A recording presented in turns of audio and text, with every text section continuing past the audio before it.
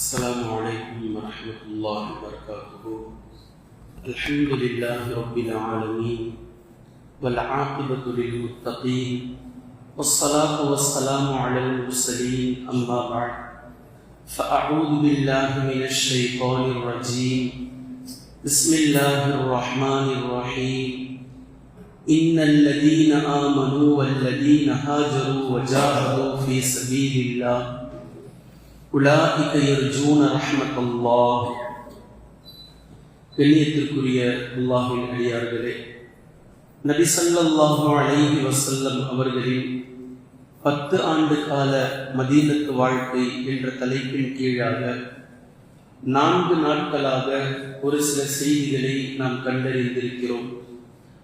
அதனுடைய தொடர்ச்சியாக இப்போது நபி ஸல்லல்லாஹு அலைஹி வஸல்லம் அவர்களுடைய 13 ஆண்டு கால மக்கா வாழ்க்கையினுடைய இறுதி பகுதியை நாம் தெளிவாக புரிந்தால் பின்னால் வரக்கூடிய 10 ஆண்டுகளுக்கான முன்னோடி எப்படியெல்லாம் அல்லாஹ் தஆலா கொண்டு செல்கின்றான், எதற்காக கொண்டு செல்கின்றான் என்பதை மிக தெளிவாகவே நம்மால் புரிந்து கொள்ள முடியும். உதாரணத்திற்கு நபி ஸல்லல்லாஹு அலைஹி வஸல்லம் அவர்கள் நபியாக அனுப்பப்பட்டவுடன், நல்லா கவனிங்க, 2 வரிதான். நபி ஸல்லல்லாஹு அலைஹி வஸல்லம் அவர்கள் நபியாக அனுப்பப்பட்டவுடன் அரபுலக மக்களிடத்தில் அழைப்பு விடுக்கின்றார்கள். நான் உங்களுக்கு லீடரா இருப்பேன், நான் நபியாக வந்திருக்கின்றேன், நீங்கள் இஸ்லாத்தை ஏற்றுக்கொள்ளுங்கள். இந்த உலகத்தில் படைக்கப்பட்ட ஒவ்வொரு முஸ்லிமுக்கும் பொறுப்பு என்பது இருக்கின்றது. ஏனோ தானோ சொல்லிட்டு பிளானிங் இல்லாம, எந்த ஒரு கோலும் இல்லாம, அச்சீவ் இல்லாம அப்படி அல்லாஹ் படைச்சு விடல. ஒரு முஃமினுடைய வாழ்க்கை என்பது புரோகிராமிங் செய்யப்பட்டது அல்லாஹ்வினால். இப்படித்தான் சாப்பிடணும், இப்படித்தான் எந்திரிக்கணும், இப்படிதான் தூங்கணும். அவருக்கென்று ஒரு ஜாப் இருக்கு, ஒரு வேலை இருக்கு. அல்லாஹ் ஒருவன் தான் இறைவன் என்பதை பறைசாற்றிக் கொண்டே இருக்க வேண்டும். வெட்ட வெளிச்சமாக குல் ஹுவல்லாஹு அஹத் என்ற இந்த வாக்கியத்தை கொண்டு ஒவ்வொரு நாளும் ராஜ நடை போட வேண்டும். இது ஒரு முஃமினுடைய புரோகிராம். இப்ப நபி ஸல்லல்லாஹு அலைஹி வஸல்லம் அவர்கள் இதை கொண்டுதான் அந்த மக்களிடத்தில் அழைக்கின்றார்கள். நான் இறை தூதனாக அனுப்பப்பட்டிருக்கின்றேன், எனக்கு பின்னால் நீங்கள் வாருங்கள், எல்லோரும் முஸ்லிம்களாக இருப்போம், இந்த இஸ்லாத்தை உலகம் முழுவதற்கும் கொண்டு செல்வோம். அல்லாஹ் தஆலா இஸ்லாத்தின் அடிப்படையில் என்ன சட்டதிட்டங்களை தருகின்றானோ அதன் அடிப்படையில் நாம் வாழ்வோம். அல்லாஹ் தஆலா இதற்கு முன்னாலும் இறை தூதர்களை அனுப்பியிருக்கின்றான். அந்தந்த காலகட்டத்திற்கு ஏற்றவாறு அந்தந்த இறை தூதர்களுக்கான சட்டத்தை அல்லாஹ் சொல்லி அனுப்பியதை போன்று இப்போது இந்த வேலையை அல்லாஹ் பூர்ணத்துவப்படுத்த நினைக்கின்றான், முடிவுக்கு கொண்டுட்டு வர போறான்.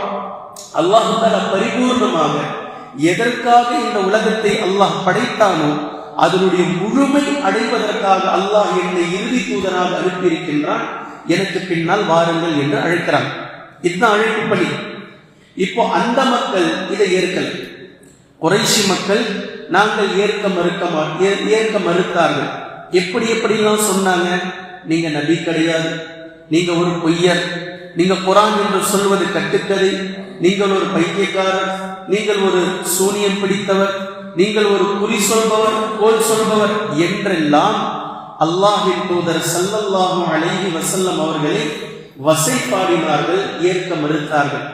இப்ப நபி ஸல்லல்லாஹு அலைஹி வஸல்லம் அவர்கள் இதே விஷயத்தை 13 ஆண்டுகளாக சொல்றாங்க. இப்ப எந்த லாங்குவேஜ்ல சொல்றாங்க? லா இலாஹ இல்லல்லாஹ் முஹம்மதுர் ரசூலுல்லாஹ் என்ற பாஷையில சொல்றாங்க. ஆனா உங்களுக்கு புரியல. இப்ப லா இலாஹ இல்லல்லாஹ் முஹம்மதுர் ரசூலுல்லாஹ் என்னன்றத 2 நாளா 1/2 மணி நேரம் பேசணும்னு சில பேர் கேட்கறாங்க. லா இலாஹுக்கு இவ்வளவு நேரமா, இவ்வளவு தேவை இருக்கு? 1 மணி நேரம்னா 13 வருஷம் சொல்லி இருக்கிறாங்க. 13 வருடங்கள் இதே லா இலாஹ இல்லல்லாஹ் முஹம்மதுர் ரசூலுல்லாஹ்வை தான் அல்லாஹ்வின் தூதர் ஸல்லல்லாஹு அலைஹி வஸல்லம் அவர்கள் மக்கா நகர மக்களுக்கு மத்தியில் இதைத்தான் சொன்னாங்க. 13 வருடங்களாக ஒரே ஒரு கலிமா, 13 வருட வாழ்க்கை. இப்போ சொல்றாங்க மக்களுக்கு புரியல. நபி ஸல்லல்லாஹு அலைஹி வஸல்லம் அவர்களுக்கு கொடுக்கப்பட்ட பாஷை இதுதான். இதை அண்டர்லைன் பண்ணிக்கல. லா இலாஹ இல்லல்லாஹ் முஹம்மதுர் ரசூலுல்லாஹ் இதை சொல்லி அழைக்கின்றார்கள். 13 ஆண்டு காலமாக அவர்களுக்கு புரியவே இல்லை. உண்மையில் புரிகின்றதை நான் இதை வச்சு சொல்றேன்றதுக்கு ஆதாரத்தை சொல்றேன். அபூ ஜஹல் அப்படின்றது நபி ஸல்லல்லாஹு அலைஹி வஸல்லம் அவர்கள் வைத்த பெயர். ஆனா உண்மையிலேயே அவருக்கு பெயர் அபுல் ஹக்கம், ஞானத்தின் தந்தை. இப்ப 13 வருடங்களாக ஞானத்தின் தந்தையாக இருந்தவருக்கு லா இலாஹ இல்லல்லாஹ் முஹம்மதுர் ரசூலுல்லாஹ் என்ன பேசுதுன்றது விளக்கம் அவருக்கு புரியல. இப்ப நபி ஸல்லல்லாஹு அலைஹி வஸல்லம் என்ன பேர் மாத்தி வச்சாங்க, நீ அபுல் ஹக்கம் இல்லடா அபூ ஜஹல், நீ ஞானத்தின் தந்தை இல்ல மடமையின் தந்தை. இப்ப நம்மளை கேட்டுக்கொள்வோம், எவ்வளவு காலமா நாம் மடமைகளில் இருக்கின்றோம். லா இலாஹ இல்லல்லாஹ் முஹம்மதுர் ரசூலுல்லாஹ் 13 ஆண்டு காலமாக அபுல் ஹக்கம்க்கு புரியல. கடைசியில் புரியாமல் தான் மௌத்தா போனார். இப்ப நபி ஸல்லல்லாஹு அலைஹி வஸல்லம் அவர்கள் சொன்ன அந்த விஷயம் நம்ம எல்லாருக்குமே தான். இப்ப யாருக்கெல்லாம் புரியல. அப்ப 13 ஆண்டு காலமாக நபி ஸல்லல்லாஹு அலைஹி வஸல்லம் அவர்கள் இதை நோக்கி அழைப்பு விடுத்து அவர்களுக்கு புரியவில்லை. இந்த கடைசி நபி ஸல்லல்லாஹு அலைஹி வஸல்லம் அவர்களுடைய அந்த 2.5 வருஷத்தை நல்லா நோட் பண்ணுங்க. நபி ஸல்லல்லாஹு அலைஹி வஸல்லம் அவர்களுடைய அன்பு மனைவி ஹதீஜா ரலியல்லாஹு அன்ஹா அவர்கள் வஃபாத் ஆகிறார்கள். இந்த பக்கம் நபி ஸல்லல்லாஹு அலைஹி வஸல்லம் அவர்களுக்கு மிகவும் உறுதுணையாக இருந்த அபூ தாலிப் அவர்கள் வஃபாத் ஆகிறார்கள். இப்போ நபி அவர்களுக்கு எதிர்ப்பு அதிகமாகின்றது. இந்த மக்கள் ஏற்காவிட்டால் என்ன, தாயிஃப்க்கு போய் நம்ம போகலாம்னு சொல்லி போறாங்க. தாயிஃப்க்கு சென்றால் இந்த மக்களை விட ஒரு படி மேல போய் நபி ஸல்லல்லாஹு அலைஹி வஸல்லம் அவர்களை கல்லால் அடித்தார்கள். இந்த விஷயத்தை நல்லா கவனிங்க. எப்போ நீங்க நபி அவர்களின் மீது கை வச்சுட்டீங்களோ, எப்போ நபி ஸல்லல்லாஹு அலைஹி வஸல்லம் அவர்களின் மீது நீங்கள் கை வைத்து விட்டீர்களோ, அல்லாஹ்வினுடைய இறுதி தூதரான முஹம்மது ஸல்லல்லாஹு அலைஹி வஸல்லம் அவர்களின் மீது, அகிலத்திற்கே அருட்கொடையாக அனுப்பப்பட்ட அல்லாஹ்வின் தூதர் ஸல்லல்லாஹு அலைஹி வஸல்லம் அவர்களின் மீது, முஃமின்களின் மீது ரஹீமாகவும் ரഊஃபாகவும் இருக்கக்கூடிய முஹம்மது ஸல்லல்லாஹு அலைஹி வஸல்லம் அவர்களின் மீது, இவ்வளவு நற்குணத்தின் மீது இருக்கக்கூடிய முஹம்மது ஸல்லல்லாஹு அலைஹி வஸல்லம் அவர்களின் மீது எப்போது நீங்கள் கை வைத்து விட்டீர்களோ, இப்போ அல்லாஹ் ஒரு முடிவெடுத்தான். அல்லாஹ் முடிவெடுக்கின்றான். நல்லா இந்த பிளானிங், ப்ரீ பிளானிங் நல்லா கவனிக்கணும். நபி ஸல்லல்லாஹு அலைஹி வஸல்லம் மக்கால இருந்து மதீனாவுக்கு போயிட்டாங்கன்னா ஏதோ இங்க தொழ விட மாட்டேன்றாங்க, அங்க போனா தொழ விடுவாங்க, அதுக்கு போகல. இங்க நோன்பு வைக்க விட மாட்டேன்றாங்க, அங்க போனா நோன்பு வச்சுக்கலாம், அதுக்கு போகல. இங்க சாப்பிட வழி இல்ல, அங்க போனா சம்பாதிச்சுட்டு குடும்ப குட்டியோட சந்தோஷமா இருந்துக்கலாம், அதுக்கு போகல. இஸ்லாத்தை நடைமுறைப்படுத்த சென்றார்கள். இஸ்லாத்தை திட்டவட்டமாக இதுதான் அல்லாஹ்வினுடைய சட்டம், இதன்படி நாம் வாழ்ந்தாக வேண்டும் என்பதை நிலைநிறுத்துவதற்காக சென்றார்கள். இது தெளிவா நமக்கு புரியும் பாருங்க. இந்த 2.5 வருஷத்தை திரும்ப திரும்ப திரும்ப எடுத்து படிங்க வரலாற்றை. இப்ப இந்த தாயிஃப் நகரத்தினுடைய சம்பவத்திற்கு பின்னால் அல்லாஹ் முடிவு செய்கின்றான், மிஅராஜை முடிவு செய்கின்றான். நல்லா கவனிங்க. தாயிஃப் நகரம் எவ்வளவு பெரிய துயர சம்பவம் என்பதை நாம் ஏற்கனவே திரும்ப திரும்ப பல நேரங்களில் சொல்லி இருக்கின்றோம். இந்த தாயிஃப் நகரத்திற்கு பின்புதான் நபி ஸல்லல்லாஹு அலைஹி வஸல்லம் அவர்களுக்கு மனிதர்களை தாண்டிய ஜின்கள் இஸ்லாத்தை தழுவியது ஆறுதல் என்றும் நாம் சொன்னோம். அதே போன்று மலைகளின் வானவர் வந்து இவர்களை அழித்து விடவா என்று நபி அவர்களுடைய துஆவிற்கு அல்லாஹ் செவிசாய்த்ததை நாம் சொன்னோம். இதற்கு பின்பு மிகப்பெரிய ஆறுதல் தான் நபி ஸல்லல்லாஹு அலைஹி வஸல்லம் அவர்களுக்கு மிஅராஜ். இந்த மிஅராஜ் அல்லாஹ் தஆலா நபி அவர்களை தன்னளவில் நெருக்கமாக்குகின்றார். இப்போ நெருக்கமாக்கி மிஅராஜ்ல எதை கொடுத்தா அல்லாஹ் தஆலா? தொழுகையை கொடுத்ததை தொழுகை தொழுவதற்காக நாம் பேசிக் கொண்டிருக்கின்றோம். ஆனால் தொழுகை சொல்லக்கூடிய மெசேஜ் என்ன?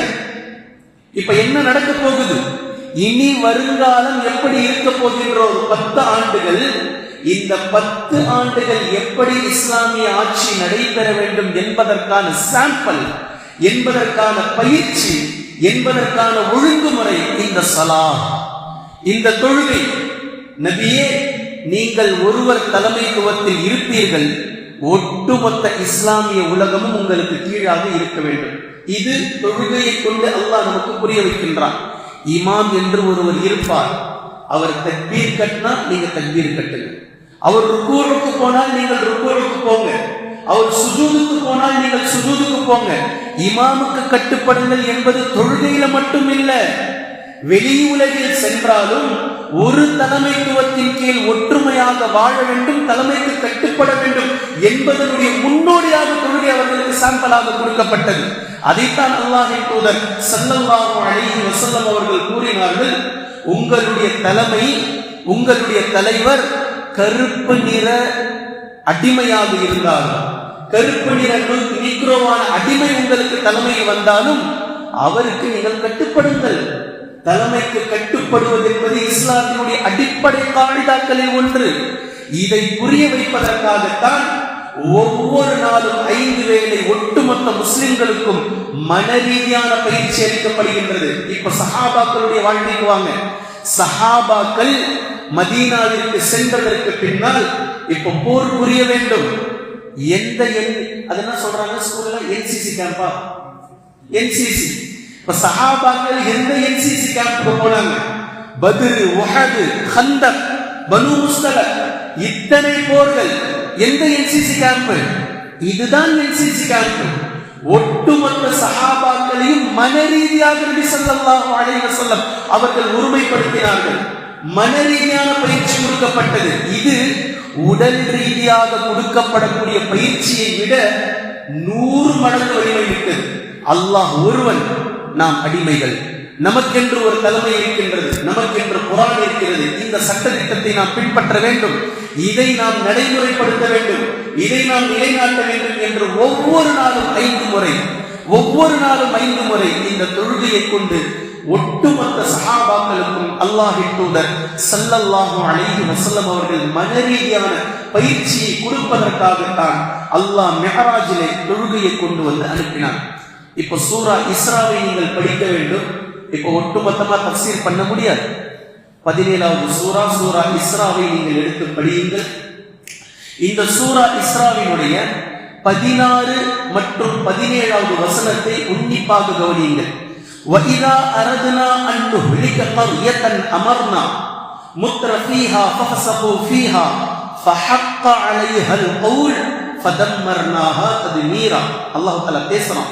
ஒரு ஊரை அழிப்பதற்கு நாம் நாடினால், ஒரு ஊரை அழிப்பதற்கு நாம் நாடினால் அந்த ஊரின் மீது சட்ட திட்டங்களை நாம் இறக்குகின்றோம். இப்படிதான் நடக்கணும், இப்படிதான் இருக்கணும், இதுதான் அல்லாஹ் விரும்புகின்றான், இதுதான் நியதி, நீங்கள் மறுமை விசாரிக்கப்படுவீர்கள் என்று சட்ட திட்டங்களை நாம் இறக்குகின்றோம்.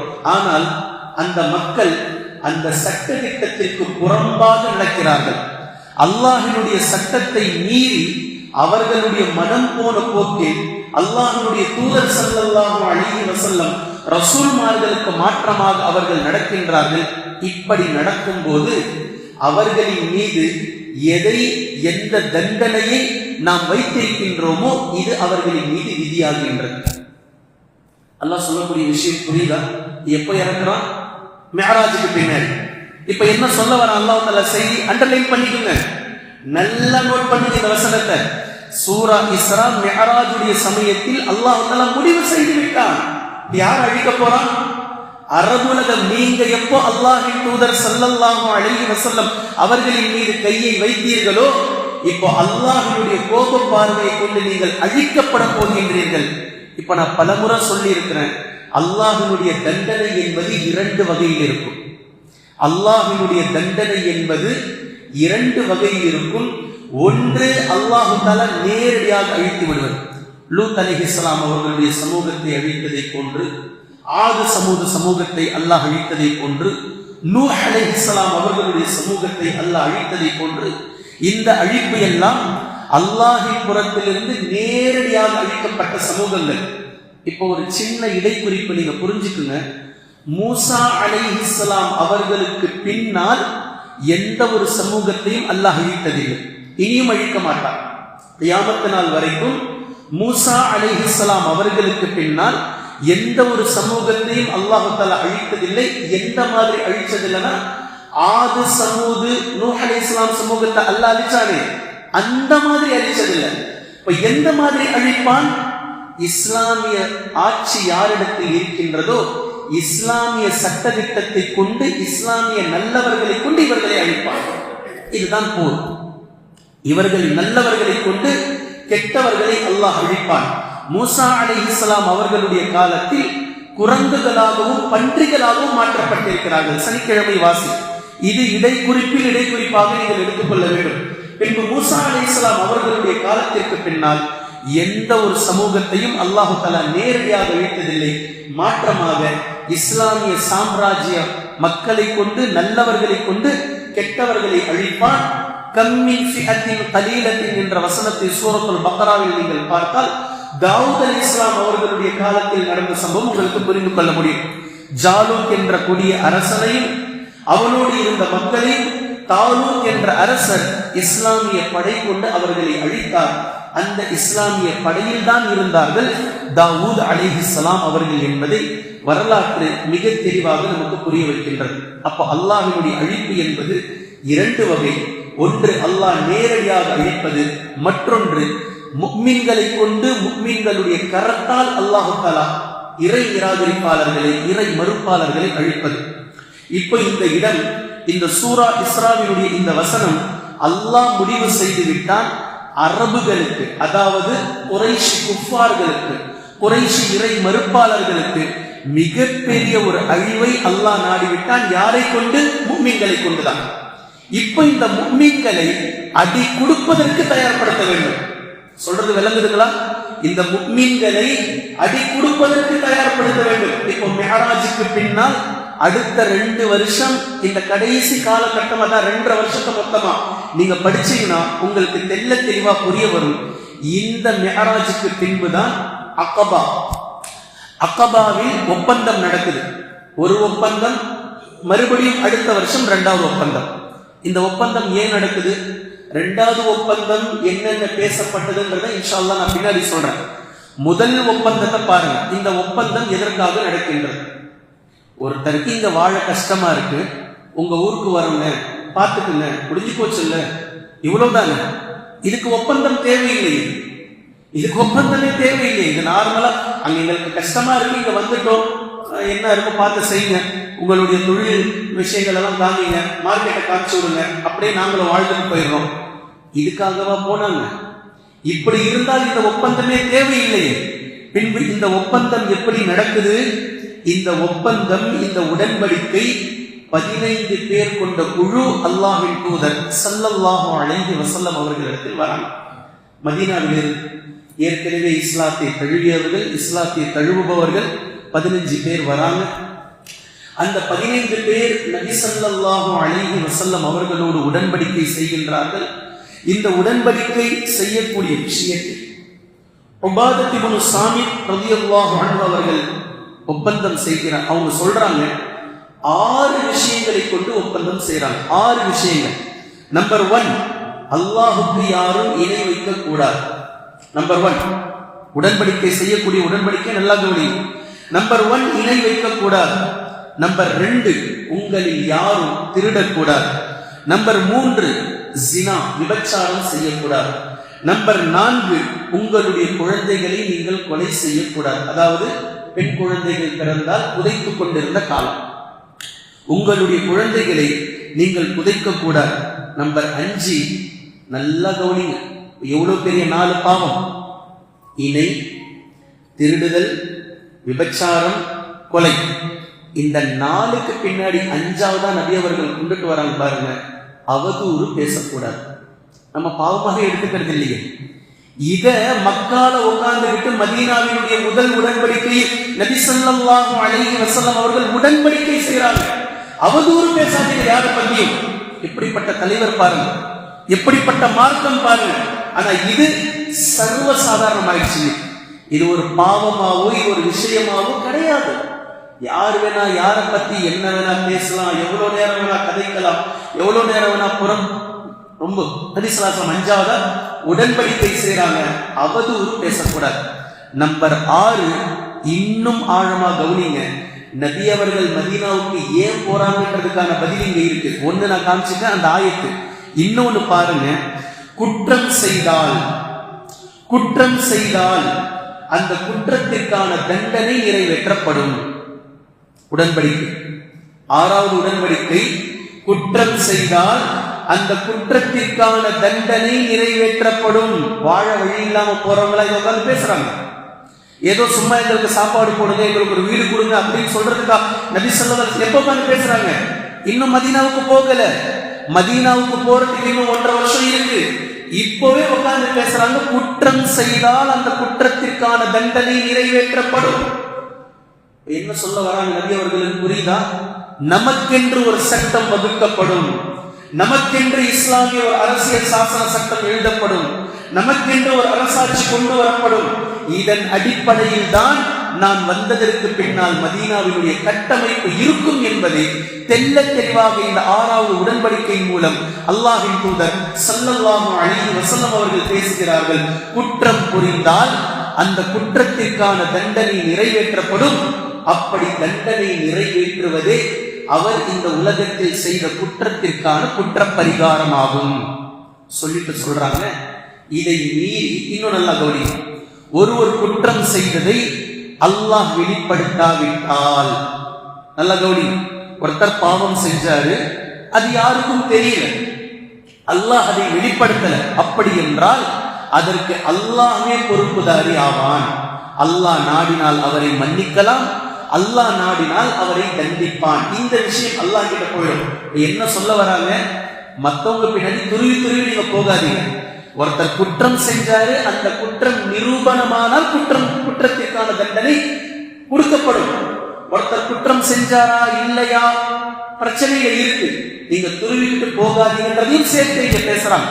இந்த 6 உடன்படிக்கைகளையும் மிக தெளிவாக அல்லாஹ்வின் தூதர் ஸல்லல்லாஹு அலைஹி வஸல்லம் அவர்கள் இந்த உடன்படிக்கைகளை செய்ததற்கு பின்புதான் இந்த 15 பேரோட முஸ்அப் பின் உமைர் ரலியல்லாஹு அன்ஹு அவர்களை மதீனாவிற்கு அனுப்பி வைக்கிறாங்க. அவங்க கூட போங்க, அவங்க கூட போய் இந்த 13 ஆண்டுகளாக நான் எதை இங்கு என்ன செஞ்சுக்கிட்டு இருக்கிறேனோ இதை நீங்க போய் செய்யுங்க. லா இலாஹ இல்லல்லாஹ் முஹம்மதுர் ரசூலுல்லாஹ். முஸ்அப் பின் உமைர் போனாங்க. அல்லாஹ்வினுடைய உதவியோடு, நபி ஸல்லல்லாஹு அலைஹி வஸல்லம் அவர்களுடைய துஆ பரக்கத்தோடு மிகப்பெரிய எழுச்சி. மாஷா அல்லாஹ். யாரிடத்தில் முஸ்அப் பின் உமைர் சென்று பேசினாலும் அவர் இஸ்லாத்தை தழுவினார். யாரிடத்தில் எல்லாம் இந்த லா இலாஹ இல்லல்லாஹ் முஹம்மதுர் ரசூலுல்லாஹ்வை நபி ஸல்லல்லாஹு அலைஹி வஸல்லம் அவர்கள் கற்றுக் கொடுத்த அடிப்படையில் நபி அவர்கள் கொண்டு சென்றார்களோ, முஸ்அப் பின் உமைர் கொண்டு சென்றார்களோ ரலியல்லாஹு அன்ஹு, அதன் அடிப்படையில் அவர்கள் இஸ்லாத்தை தழுவினார்கள். அப்படி இஸ்லாத்தை தழுவியவர்தான் சஅத் பின் முஆத் ரலியல்லாஹு அன்ஹு. யாரும் உங்களுக்கு தெரியும், மதீனத்து அன்சாரிகளில் மிக பிரபல்யமான தோழர் சஅத் பின் முஆத் ரலியல்லாஹு அன்ஹு அவர்கள் பத்ர் களம் நடக்கும் போது நபி அவர்கள் மஷூரா செய்யும் போது எழுந்து நின்று வீரமிக்க உரையாற்றிய நபி தோழர்களில் ஒருவர் சஅத் பின் முஆத் ரலியல்லாஹு அன்ஹு. அன்சாரிகளினுடைய மிகப்பெரிய தலைவராக இருந்தார். இவருக்கு பின்னால் மிகப்பெரிய ஒரு படைபலம் இருந்தது. சஅத் பின் முஆத் ரலியல்லாஹு அன்ஹு அவர்கள் முஸ்அப் பின் உமைர் ரலியல்லாஹு அன்ஹு அவர்களிடம் இஸ்லாத்தை தழுவியதற்கு பின்னால் சஅத் பின் முஆத் ரலியல்லாஹு அன்ஹு தன்னுடைய மக்களிடத்தில் சென்றார். உங்களுடைய தலைவரை பற்றி நீங்கள் என்ன கருதுகிறீர்கள் என்று கேட்டார்.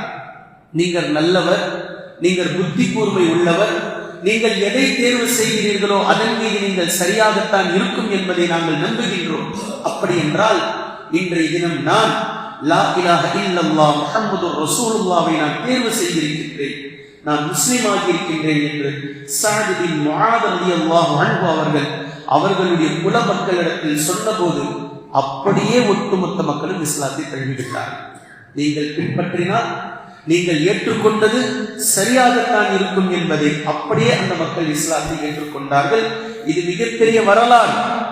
அதுவரைக்கும் முஸ்அப் பின் உமைர் ரலியல்லாஹு அன்ஹு அவர்கள் ஒவ்வொரு மனிதர்களாக சந்தித்து இஸ்லாத்தை எடுத்து சொல்லிக் கொண்டிருந்தார்கள் மதீனத்து அந்த 15 தோழர்களுடைய உதவியோடு. ஆனால் சஅத் பின் முஆத் ரலியல்லாஹு அன்ஹு அவர்கள் அந்த நிமிடம் வரை இஸ்லாத்தை தழுவாமல் இருந்தார்கள். மிகப்பெரிய தலைவராக இருந்தார்கள். இவர்கள் இஸ்லாத்தை தழுவியதும் இவருடைய குலமே, இவருடைய படையே இஸ்லாத்தை தழுவியது மிகப்பெரிய ஒரு ஆச்சரியமான விஷயம்.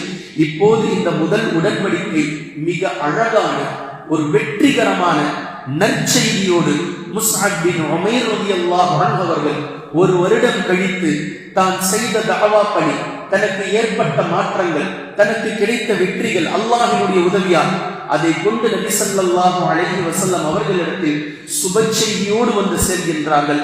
அடுத்த வருடமே மீண்டும் ஹஜ்ஜுக்காக வந்த மதீனத்து தோழர்கள் கிட்டத்தட்ட 72-73 மதீனத்து தோழர்கள் மீண்டும் நபி ஸல்லல்லாஹு அலைஹி வஸல்லம் அவர்களோடு ஒப்பந்தம் செய்ய வருகிறார்கள். இது ரொம்ப முக்கியமானது. இது எப்போ நடக்க போகுது? அடுத்த வருஷம் நபி அவர்கள் ஹிஜ்ரத் செய்ய போகிறார்கள் என்றால் இந்த வருஷம் நடக்க போது. இது 2வது உடன்படிக்கை. மக்காவுக்கு வராங்க. வரக்கூடிய அந்த தோழர்கள் பேசிக்கிட்டே வராங்க. அந்த 73 பேரும் பேசுறாங்க. அதுல 2 பெண்களும் இருந்தாங்க. உம்மு உமாரா, உம்மு அம்மாரா என்று சொல்லப்படக்கூடிய வீர மங்கை, உஹது போரிலே நபி ஸல்லல்லாஹு அலைஹி வஸல்லம் அவர்களை கேடயமாக நின்று காத்த அந்த வீரமங்கை, அந்த வீரத்தாயும் இந்த 72 பேரில் ஒருவராக நபி ஸல்லல்லாஹு அலைஹி வஸல்லம் அவர்களிடத்தில் பைஅத் செய்த பெண் தான் அந்த தாயார். இப்போ வராங்க. வரக்கூடிய நேரத்தில் அவங்க உள்ள பேசிக்கிட்டே வராங்க. இன்னும் எத்தனை நாட்கள் தான் முஹம்மது நபியை இவர்களிடத்தில் விட்டு வைப்பது? இவர்கள் நபி அவர்களை கடுமையாக எதிர்த்து கொண்டிருக்கிறார்கள். நபி ஸல்லல்லாஹு அலைஹி வஸல்லம் அவர்கள் வாழ்வது மிக கஷ்டமான ஒரு காலமாக இருக்கின்றது. எப்படி இன்னும் எத்தனை காலம்தான் விட்டு வைப்பது?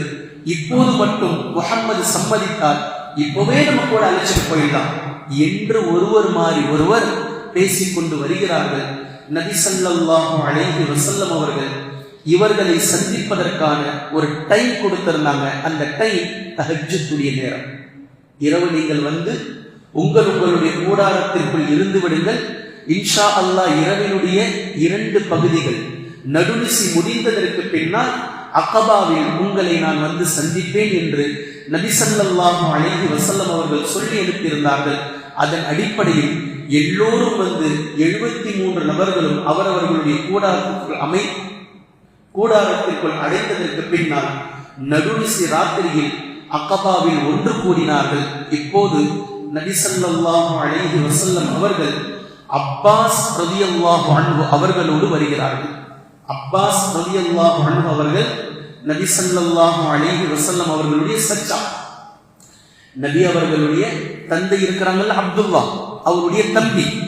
இப்போ அப்பாஸ் ரலியல்லாஹு அன்ஹு அவர்கள் அந்த நேரத்தில் இன்னும் இஸ்லாத்தை தழுவவில்லை. ஆனால் இரத்த பந்த உறவின் காரணமாக பாதுகாப்புக்காக கூட வராங்க. நபி ஸல்லல்லாஹு அலைஹி வஸல்லம் அவர்களுடைய பாதுகாப்புக்காக அப்பாஸ் ரலியல்லாஹு அன்ஹு அவர்கள் குஃப்ரில் இருக்கும் போதே நபி ஸல்லல்லாஹு அலைஹி வஸல்லம் அவர்களோடு வருகின்றார்கள். இப்ப நபி அவர்களுடைய வருகையை எதிர்பார்த்து காத்து கொண்டிருந்த அந்த நடுநிசி ராத்திரியை அகபாவில் நபி ஸல்லல்லாஹு அலைஹி வஸல்லம் அவர்கள் உள்ளே வருகின்றார்கள். நபி அவர்கள் என்ன பேசினாங்க, அவர்கள் என்ன பேசுகிறார்கள்? இப்ப இந்த 2வது முறை மீண்டும் உடன்படிக்கை எடுக்கப்படுகின்றது. இந்த உடன்படிக்கையில் என்னவெல்லாம் நபி ஸல்லல்லாஹு அலைஹி வஸல்லம் அவர்கள் உடன்படிக்கை பேசுகின்றார்கள் என்பதை இன்ஷா அல்லாஹ் தொடர்ந்து நாம் நாளை தினம் பார்க்கலாம். இஸ்ராவினுடைய இந்த வசனம் மிக தெளிவாக நமக்கு புரிய வைத்து விட்டது. நபி ஸல்லல்லாஹு அலைஹி வஸல்லம் அவர்கள் ஒரு தனி நாட்டை நோக்கி செல்ல போகின்றார்கள். அதே போன்று நபி அவர்களுக்கு அல்லாஹ் தஆலா அதிகாரம் வழங்கப் போகின்றான். அதே போன்று நபி ஸல்லல்லாஹு அலைஹி வஸல்லம் அவர்கள் சட்ட திட்டங்களை நடைமுறைப்படுத்த போகின்றார்கள். நபி ஸல்லல்லாஹு அலைஹி வஸல்லம் அவர்கள் செய்யக்கூடிய இந்த தஅவா பணி எந்த விதமான முடிச்சும் இல்லாமல், எந்த விதமான தங்கு தடையும் இல்லாமல் வீரியம் மிக்கதராக அமைவதற்கு ஒரு பிளாட்ஃபார்ம் நபி ஸல்லல்லாஹு அலைஹி வஸல்லம் அவர்களுக்கு அல்லாஹ் ஏற்படுத்தி தரப்போகின்றான் என்பதெல்லாம் இந்த மிஅராஜினுடைய பயணத்தினுடைய முழுமையான நோக்கமாக மிக தெளிவாகவே நமக்கு புரிந்துவிட்டது. இதற்கு பின்புதான் முதல் உடன்படிக்கை முடிந்தது.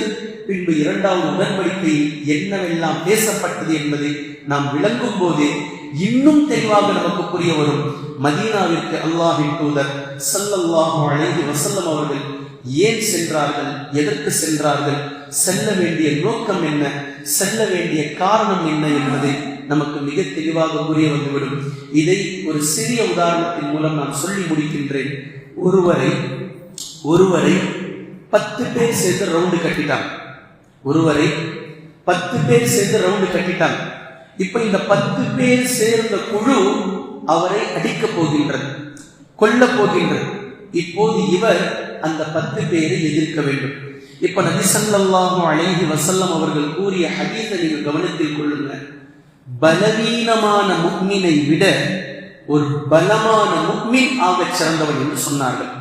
உள்ளத்தாலும் உடலாலும் எல்லா வகையிலும் பலமான ஒரு முஃமின் பலவீனமான முஃமினை விட சிறந்தவன்.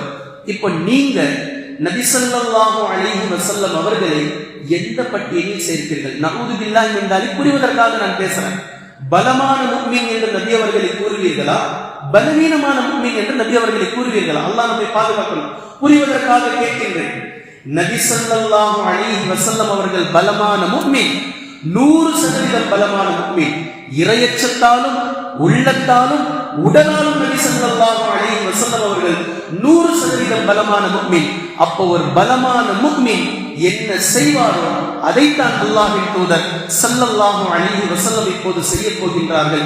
2 முறையில் அந்த 10 பேரை தாக்கலாம். ஒன்று, நடுவில் நின்று கொண்டே அந்த 10 பேரை அடிப்பது, இது ஒரு முறை. இன்னொன்று, அந்த 10 பேரிடமிருந்து எஸ் ஆகி வெளியே வந்து நின்று அந்த 10 பேரை அடிப்பது. இதில் ஹிக்மத், சிறந்தது எதுவென்றால், நடுவில் நின்று கொண்டு 10 பேரை அடிக்கும் போது எதிராளிகள் எப்படி தாக்குவார்கள் என்று புரியாமல் சிறு சிறு அடிகள் நம் மீது விழலாம். அந்த 10 பேரிலிருந்து கழன்று வந்து அந்த 10 பேரையும் அடிக்கக்கூடிய அடி என்பது ஒரு வீரன் மிக தெளிவாக அவர்களை சாய்த்துவிட முடியும். இதைத்தான் அல்லாஹ்வின் தூதர் ஸல்லல்லாஹு அலைஹி வஸல்லம் அவர்கள் செய்கின்றார்கள். குறைஷி கூட்டம் நபி அவர்களை மொய்க்க ஆரம்பித்து விட்டது. நபி ஸல்லல்லாஹு அலைஹி வஸல்லம் அவர்கள் அங்கிருந்து கழன்று வந்து அவர்களை அடிக்கப் போகின்றார்கள். இப்போது இதைத்தான் அல்லாஹ் தஆலா மிக தெளிவாக மிஅராஜிலிருந்து நமக்கு புரிய வைத்துக் கொண்டிருக்கின்றான். குர்ஆனையும் ஹதீஸையும் தெளிவாக விளங்கக்கூடிய நன்மக்களாகவும் அதை நடைமுறைப்படுத்தக்கூடிய மக்களாகவும் அல்லாஹ் நம்மை ஆக்குவானாக. சுப்ஹானல்லாஹி வ பிஹம்திக அஷ்ஹது அல்லா இலாஹா இல்லா அன்த அஸ்தக்ஃபிருக வ அத்தூபு